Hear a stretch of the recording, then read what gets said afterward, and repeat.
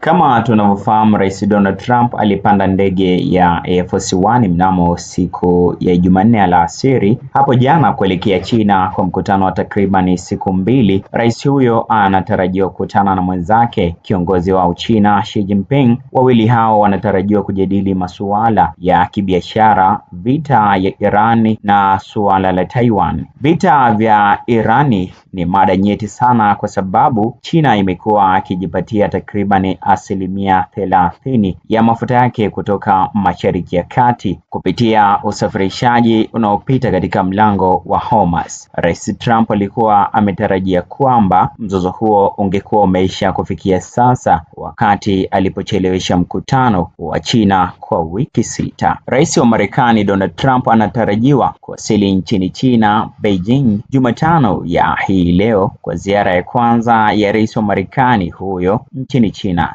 ndani ya karibu mwongo mmoja toka aweze kwenda katika nchi hiyo, huku akijaribu kurejesha ushawishi wa hadhi ya Marekani iliyodhoofishwa na vita vya Iran. Trump ataambatana na viongozi wa teknolojia akiwemo Elon Musk wa Tesla na Tim Cook wa Apple pamoja na mipango ya mikataba mikubwa ya kibiashara, akisema kuwa anatarajia kiongozi huyo wa Uchina Xi Jinping kumkumbatia kwa furaha kubwa atakapowasili. Hata hivyo, kufanikisha hilo, Trump na kiongozi wa China Xi Jinping wanapaswa kushughulikia mvutano mgumu unaohusisha teknolojia, biashara, madini muhimu na Taiwan katika mazungumzo ya siku mbili ambayo sasa pia yamefunikwa kwa kiasi kikubwa na vita vya Marekani na nchi ya Irani. Nikukumbushe mfuatiliaji wa Kabuku Media kuwa ziara hii ni ya kwanza ya rais wa Marekani nchini China tangu Trump alipotembelea nchi hiyo mnamo mwaka wa 2017, lakini inafanyika katika mazingira ya dunia yaliyobadilika sana. Trump na Rais Xi Jinping sasa wako pande tofauti katika mazingira ya kisiasa ya dunia yanayozidi kugawanyika, hasa wakati mshirika wa karibu wa China, Iran, akiendelea kupinga masharti ya nchi ya Marekani ya kumaliza vita hivyo. China nayo imebadilika. Baadhi ya athari za vita vya kwanza vya kibiashara na teknolojia vya Trump, tunashuhudia sasa China imeimarisha uwezo wake wa kuuza bidhaa nje na kujijenga kama taifa lenye nguvu kubwa ya kiteknolojia duniani. Hata hivyo, mgogoro wa Mashariki ya Kati ulioanzishwa na Trump na ambao unaonekana kushindikana kumalizika kwa urahisi utatanda juu ya siku mbili za mazungumzo hayo, ambapo kuna hofu kwamba Trump anaweza kupunguza msaada wa Marekani kwa Taiwan, taifa linalojitawala lakini linalodaiwa na China, ili kupata msaada wa Xi kuhusu Irani. Nadhani hatuhitaji msaada wowote kuhusu Irani. Hii ni kauli ya Trump alipoambia waandishi wa habari kabla ya kuondoka White House siku ya jana Jumanne, akiongeza kuwa watashinda kwa njia moja ama nyingine, kwa amani ama kwa mapanga. Vita hivyo sasa vimeingia mwezi wa 3 huku Irani ikiimarisha udhibiti wake wa mlango wa Hormuz na Marekani ikihangaikia kubadili usitishaji wa vita dhaifu kuwa makubaliano ya kudumu ya amani. Kwa nyuma ya pazia, maafisa wa Marekani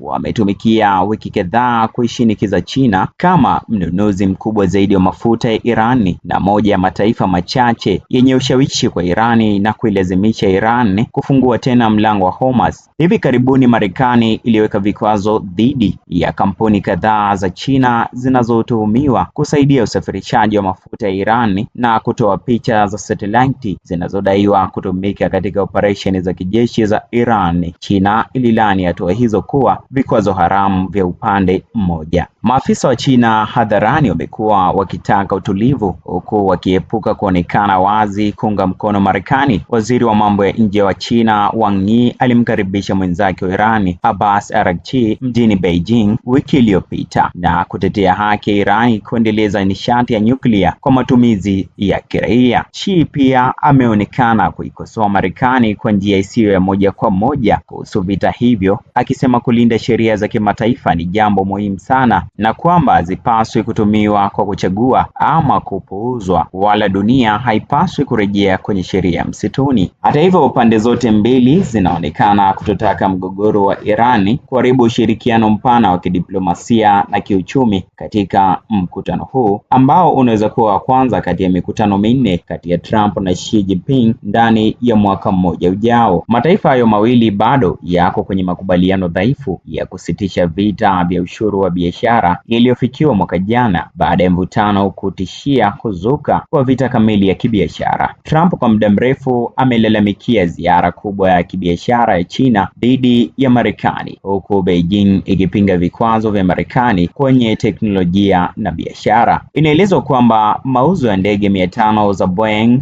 737 Max, moja ya oda kubwa zaidi katika historia ya kampuni hiyo, yatatangazwa wakati wa ziara hiyo. Trump na Xi pia watajadili kuunda bodi ya biashara itakayosimamia bidhaa ambazo China itanunua kutoka Marekani na Marekani vivyo hivyo itanunua kutoka nchi ya Uchina. China nayo ina sababu za kuepuka kuongezeka kwa mvutano. Uchumi wake bado unaathiriwa na mahitaji hafifu ya ndani na mgogoro wa muda mrefu wa sekta ya mali isiyohamishika, huku kufungwa kwa mlango wa Hormuz kukionyesha utegemezi mkubwa wa China kwa nishati kutoka Mashariki ya Kati. Ziara ya Trump itafuatiliwa kwa karibu nchini Taiwan kwa ishara yoyote ya kupungua kwa msaada wa Marekani. Mnamo siku ya Jumatatu alisema atazungumza na Xi Jinping kuhusu mauzo ya silaha za Marekani kwa Taiwan, jambo linaloonekana kuwa tofauti na msimamo wa zamani wa Marekani wa kutoshirikisha China kuhusu msaada wake kwa kisiwa hicho. Trump pia amesisitiza kwamba uhusiano wake binafsi na Xi ungezuia uvamizi wa China dhidi ya Taiwan. Nadhani kutakuwa sawa, alisema. Ana uhusiano mzuri sana na bwana Xi na anajua hataki hilo litokee. Kwa Trump, hii si safari aliyoitarajia, bali ni safari aliyoipata. Mkutano muhimu uliofanyika Korea Kusini Oktoba uliopita ulisaidia kupunguza mvutano kati ya Trump na Xi Jinping, ukijumuisha makubaliano ya awali kuhusu biashara na kupunguza ushuru, lakini vita vya Marekani na Irani vimevuruga mipango hiyo yote. Trump, ambaye alisema vita hivyo vitamalizika ndani ya wiki chache tu kuingia kwake madarakani, sasa amehairisha ziara yake mara kadhaa. Katikati ya mgogoro wa nishati duniani, kuna swali kubwa iwapo Trump ataweza kupata anachotaka akiwa bado ameingia kwenye mzozo huo. Hata hivyo, baadhi ya maafisa wa Marekani wana wasiwasi kuwa Xi Jinping anaweza kutumia nafasi hiyo kujadili masuala yanayofaa China tu, hasa Taiwan.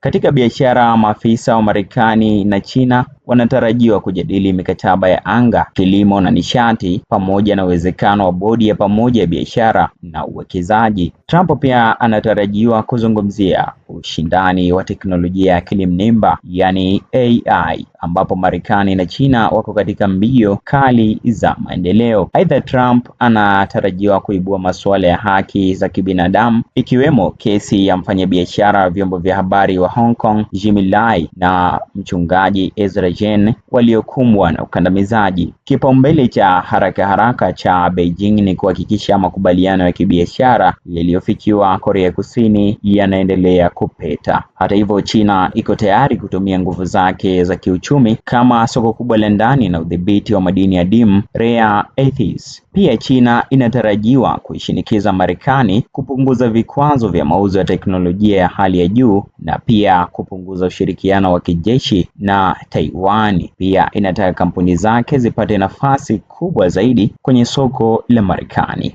Wakati huo huo, China ya sasa ni tofauti kabisa na ilivyokuwa miaka 10 iliyopita. Imejijenga kuwa nchi inayojitosheleza zaidi kwenye teknolojia na uzalishaji. Sekta zake za magari ya umeme, roboti na AI zinaonyesha maendeleo makubwa, jambo linaloonyesha kuwa vikwazo vya Marekani havijazuia ukuaji wake, bali huenda vimechochea zaidi.